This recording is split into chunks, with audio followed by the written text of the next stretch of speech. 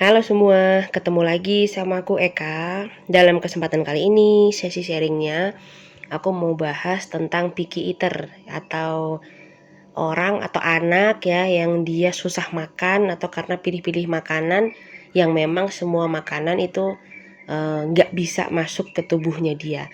Nah itu entah karena dia memang nggak dibiasain atau lain sebagainya, nanti kita akan bahas. Oke, seperti biasa, simak videonya sampai selesai. Oke baik, sharing kali ini berdasarkan kisah nyata. Berdasarkan dari true story ya, kisah hidup seseorang yang kebetulan aku juga kenal baik lah dengan orangnya. Nah, aku diminta izin untuk sharing persoalan yang dia pernah lalui untuk menginspirasi teman-teman YouTube, teman-teman dimanapun berada. Kalau ditarik ke belakang, temanku ini anak pertama dari 3 bersaudara ya. Nah, karena pada saat usianya 2 tahun, ya 2-3 tahun lah, itu tiba-tiba, ibunya harus melahirkan kembali, jadi kayak mungkin kalau bahasa Jawanya kesunduran atau apa gitu ya. Nah itu, maka mau nggak mau si temanku ini harus tinggal dengan eyang-eyangnya.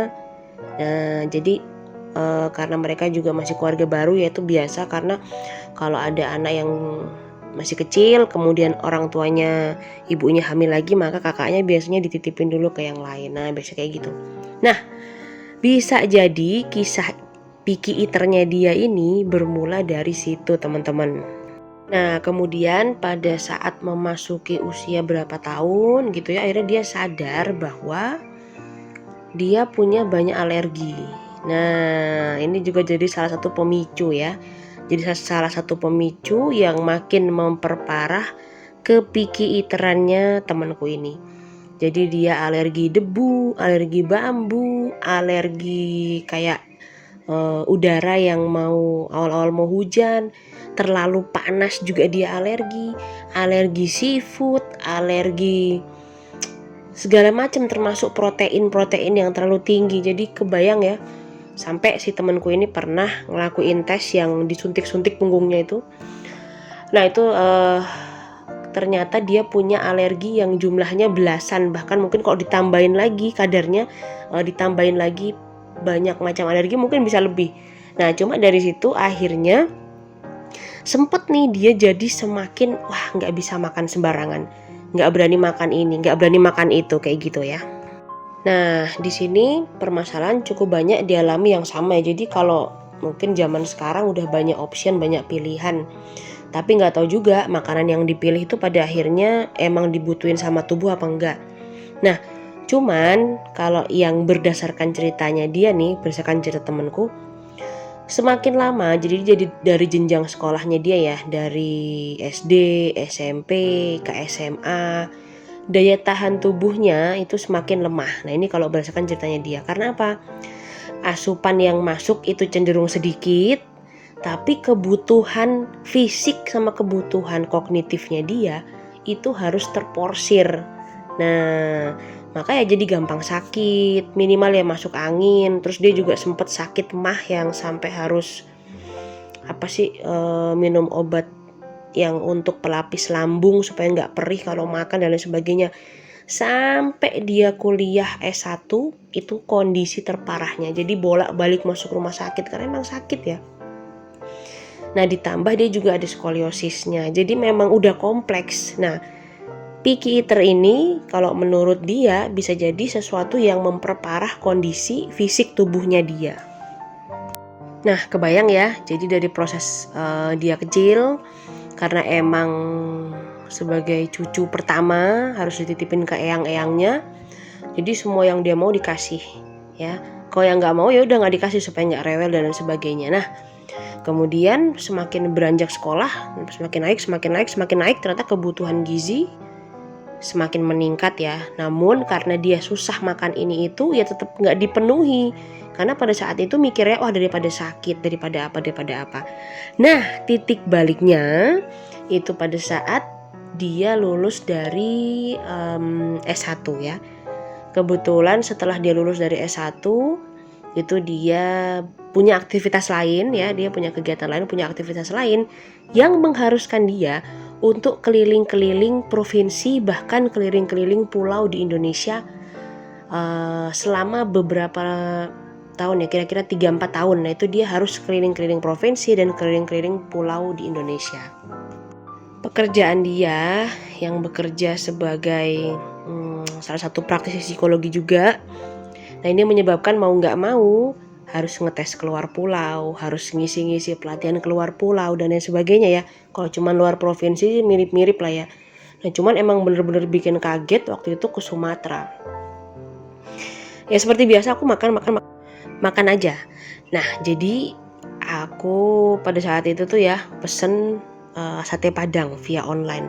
Karena emang udah malam, lapar dan gak punya pilihan lain. Nah itu pertama kali kita ke Medan ya. Kita di Medan pesen sate padang. Dia ngeliatin nih, wah kalau aku gak makan aku lapar, tapi gak ada pilihan lain. Jam segini semua makanan serba pedes, serba apa. Nah memang si temenku ini ya paling makan tuh apa sih, kayak potato mash. Emang dia juga gak bisa makan nasi. Jadi kentang yang ditumbuk, kemudian makan spaghetti, pizza dan lain sebagainya ya. Tapi kalaupun dia makan makanan Indonesia, itu ya makanan Jawa. Jadi bener-bener yang nasi putih, sayur lodeh, tempe ya. Terus nasi putih, sayur pare dan lain sebagainya. Tapi buat dia itu nikmat banget gitu teman-teman ya. Nah akhirnya itu adalah saat pertama kali dia nyobain makan sate padang. Makan pertama, aduh aku coba nggak ya? Udah coba aja, kalau sakit kan gampang punya obat diare ya. Waktu itu aku bilang gitu ya, karena emang aku bukan orang yang pikir panjang gitu lah ya. Tapi aku tahu bahwa anak ini udah siap, intinya kayak gitu. Jadi kita memastikan bahwa dia juga udah siap sebenarnya ya buat mencoba. Nah ya udah dia coba deh 1 tusuk. Kok rasanya? Tapi lama-lama enak ya. Nah teman-teman, dapat poin itu loh. Tapi ternyata enak ya. Tapi ternyata ini ya. Nah, sejak saat itu si temanku ini mencoba semua makanan Nusantara yang itu aku makan atau teman-temanku lain makan. Bahkan pada saat kita pergi keluar pulau atau keluar provinsi ya, dia juga ikut makan semua makanan yang ada di situ meskipun cuma icip-icip sedikit. Nah, tapi nggak bisa dipaksain, misalnya kayak ada yang berbau ikan, karena emang dia nggak bisa, sama sekali nggak bisa menerima protein hewan ya, apalagi kalau dari laut itu nggak bisa. Paling banter daging pun cuma daging sapi, itu pun dia juga nggak terlalu suka. Nah jadi sejak saat itu picky eaternya pelan-pelan berkurang atau bahkan menuju hilang. Dia jadi berani mencoba hal baru dan sebagainya. Nah ternyata pada saat dia sudah berani mencoba makan berbagai macam rasa, berbagai macam bumbu, badannya jadi makin sehat. Dia jarang sakit, dia lebih happy ya. Dia lebih bisa gampang adaptasi ke sana ke sini mau makan. Jadi kalau dulu misalnya kita pergi kemana gitu ya, kerjaan atau kita pergi liburan bareng sama teman-teman gitu, hobinya ya cuma satu. Kalau bukan merek-merek Indomie gelas segala macam itu ya, pop-mian gitu. Nah, sekarang udah enggak. Pesan makan ini. Nah, itu teman-teman sekalian dimanapun berada.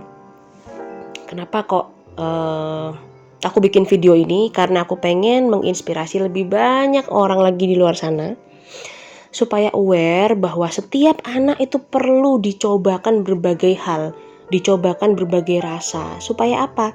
Adaptasinya dia meningkat. Nah, setelah adaptasi atau kemampuannya dia meningkat, itu nanti bisa membantu dia lebih fleksibel pada saat dia harus pergi ke sana, pergi ke sini, ketemu orang baru, ketemu ini, ketemu itu ya. Karena bisa jadi dari cara anak makan, dari cara dia menerima asupan-asupan yang masuk melalui mulutnya, itu adalah cara yang paling bagus untuk si anak-anak ini lebih meningkatkan kemandirian dan kepedulian dengan lingkungan sosial.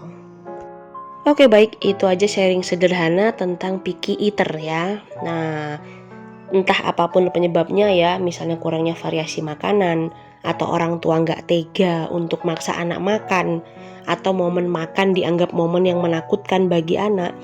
Tapi mari kita pahami bersama-sama bahwa ternyata kalau anak bisa makan semua makanan dengan baik, ya, dengan sehat, terus dia happy, ternyata itu berpengaruh besar bagi perkembangan psikologisnya di masa depan. Nah, tentu kita ingin semua anak-anak kita bisa survive melalui masa depannya di masa yang akan datang. Oke, baik, silahkan dipraktekkan. Semoga video ini menginspirasi ya. Ajak anak jalan-jalan, makan dengan nyaman, makan dengan happy. Semoga semua anak-anak di Indonesia bisa lebih baik, percaya diri, mandiri, dan bisa fleksibel menghadapi setiap perubahan. Oke, itu video dari saya. Silahkan share jika bermanfaat. Sampai ketemu pada video yang lain. Dadah!